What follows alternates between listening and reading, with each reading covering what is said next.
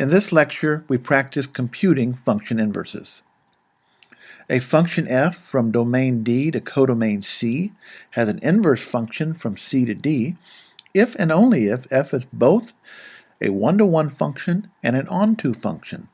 If the function is onto, then every element of C has at least one preimage back in D. If the function f is one-to-one, then every element of C, which has a preimage, has a unique preimage. Recall that this uniqueness is the critical part of the definition of a function. A separate presentation will focus more on one-to-one and onto functions. Sometimes it is obvious that a function has an inverse. Sometimes a function may be defined in terms of a sequence of operations, and each of them is reversible. For example, consider the function f of x is x plus 4. What does f do to an input? Easy. It adds 4 to every input. So how will one reverse that? How do you reverse adding 4 to everything? By subtracting 4 from everything. So the inverse function is x minus 4.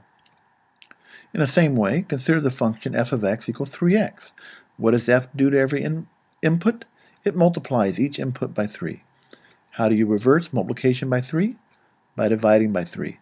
So the inverse function will divide our inputs by 3, and so it's going to be x divided by 3.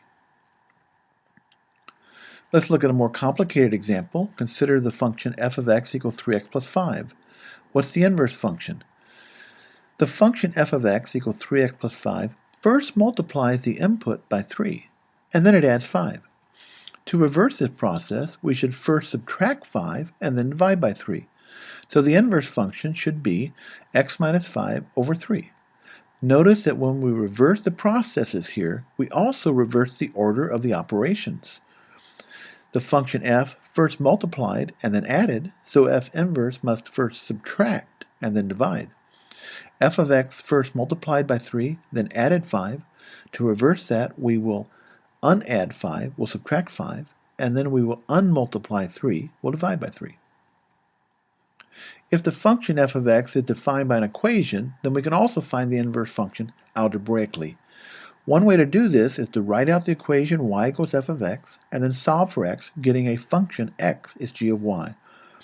Once this is done, we bow to custom and swap the letters x and y so that x continues to represent the input for our functions, and y represents the output for our functions. Thus our final answer will be something of the form y equals g of x. Let's do some examples. Let's use algebra to find the inverse of this function. To find the inverse of f of x equals x plus 4, write y equals x plus 4. And then we can solve for x by subtracting 4 from both sides, so that x is y minus 4. Now that we have solved for x, let's swap letters x and y and write that x minus 4 is equal to y, and so our inverse function is x minus 4. We swapped letters x and y at some point since we were following the tradition that x is the input variable and y is the output variable. We could have done the swap of letters at the beginning of the problem, and then we would have solved for y. Let's find the inverse of f of x equals 3x. Let's write out y equals 3x.